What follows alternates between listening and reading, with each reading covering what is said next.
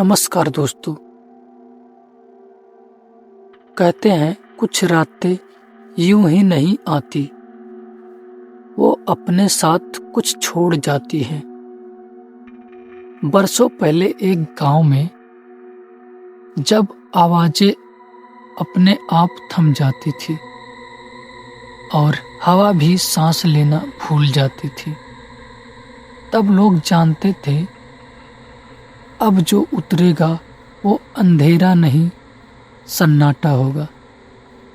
बरसों पहले की बात है, इतनी पुरानी कि तब लोग साल नहीं गिनते थे, बस मौसम याद रखते थे और डर पहचानते थे।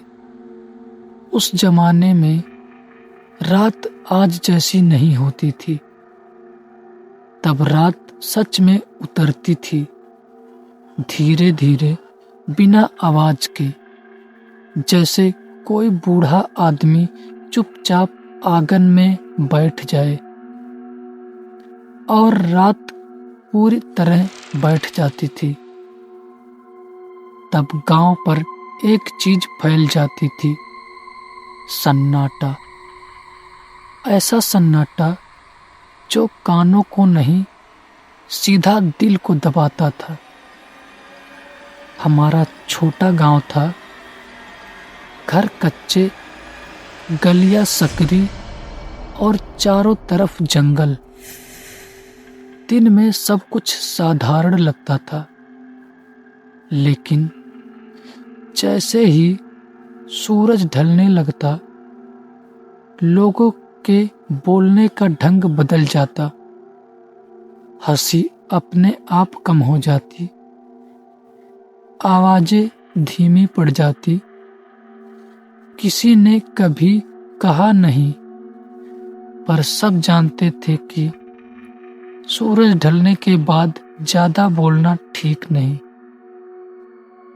क्योंकि जब आवाजें कम होती हैं तब कुछ और सुनने लगता है। उस शाम भी कुछ अलग था। हवा दिन भर चली थी, पर सूरज ढलते ही रुक गई।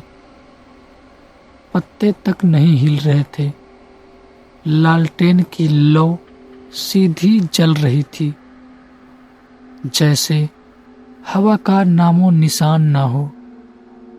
माँ चूल्हे पर रोटी सेक रही थी, लेकिन उनके हाथ रुक रुक कर चल रहे थे।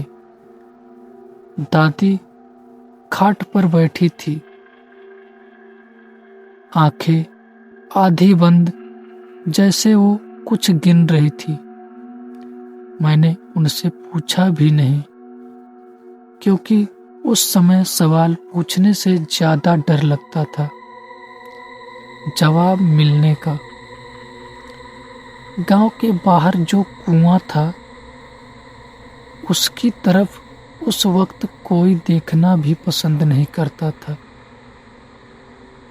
दिन में वही कुआं जीवन था, लेकिन रात में वो कुछ और हो जाता था। बुजुर्ग कहते हैं कि रात में कुआं गहरा नहीं होता, बल्कि पास आ जाता है। उसकी ठंडक हवा में फैल जाती है, और अगर कोई देर तक चुपचाप खड़ा रहे तो उसे लगता है कि नीचे से कोई ऊपर सांस ले रहा हो। मैंने खुद कभी झांकने की हिम्मत नहीं की, लेकिन कई बार दूर से देखते हुए ऐसा लगता था जैसे अंधेरे में अंधेरा ही हिल रहा हो। हीरा के गायब होने के बाद गांव में कुछ बदल गया था। लोग वैसे ही काम करते थे, वैसे ही जीते थे, लेकिन अंदर से सब जानते थे कि अब कुछ लौटने वाला नहीं है। रामू काका सुबह कुएं के पास बैठे रहते, बोलते कुछ नहीं, बस देखते रहते। कभी कभी लगता था जैसे वो कुएं से बात कर रहे हों, पर आवाज नहीं निकलती थी। उस दिन किसी ने रोया नहीं, किसी ने शोर नहीं मचाया, क्योंकि सब जानते थे सन्नाटे के बाद शोर नहीं किया जाता। उस रात जब मैं चारपाई पर लेटा था तो नींद आंखों से दूर थी। चारों तरफ ऐसा सुकून था जो अच्छा नहीं लगता। इतना सन्नाटा कि अपने कानों में खून की आवाज सुनाई देती। तभी मुझे महसूस हुआ कि मैं अकेला नहीं हूँ।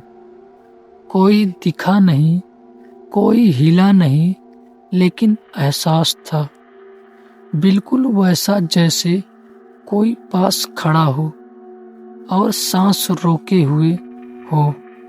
मुझे लगा किसी ने मेरा नाम लिया है, लेकिन आवाज नहीं थी। बस ऐसा लगा कि मेरा नाम कहीं गूंजा है, बहुत दूर, बहुत पास। मैंने डर के मारे आंख बंद कर ली। दादी की आवाज बहुत धीरे आई, जैसे वो मेरे कान में नहीं, मेरे अंदर बोल रही हो। उन्होंने कहा कि जो सुनाई दे उसे सुनना नहीं है, क्योंकि कुछ चीजें आवाज नहीं होती, वो बुलावा होती है, और जो उसे बुलावे का जवाब दे देता वो फिर लौटकर नहीं आता। रात बहुत लंबी लगी, जैसे हिलना भूल गया हो। लालटेन की लौ कई बार कांपी, फिर सीधा हो गई। बाहर कोई कदमों की आवाज नहीं थी, फिर भी ऐसा लगता रहा कि कोई अंदर आंगन में घूम रहा हो। दरवाजा बंद था, कुंडी लगी थी, लेकिन डर दरवाजा नहीं देखता। वो दीवारों से घुसकर अंदर आ जाता है। सुबह जब आंख खुली तो सूरज निकल चुका था। पक्षी बोले, हवा चली और गांव फिर से गांव बन गया। लेकिन वो रात कहीं गई नहीं थी, वो हम सबके अंदर बैठ गई थी। आज इतने बरस बाद भी जब कभी अचानक सब कुछ चुप हो जाता है, तब आवाजें बिना वजह रुक जाती हैं, तो मुझे वही एहसास होता है। ऐसा लगता है जैसे वो पुराना सन्नाटा फिर लौट आया हो, धीरे धीरे बिना बताए। और तब मैं आज भी वही करता हूँ जो दादी ने सिखाया था। मैं चुप हो जाता हूँ, क्योंकि कुछ चीजें अगर सुन ली जाए तो फिर जिंदगी भर पीछा नहीं छोड़ती। तो दोस्तों, आपको ये कहानी कैसी लगी कमेंट करके बताइएगा। और अगर ये कहानी आपको अच्छी लगी तो हमारे वीडियो को लाइक और हमारे चैनल को सब्सक्राइब जरूर कर लीजिएगा। तो मिलेंगे नेक्स्ट हॉरर स्टोरी के साथ।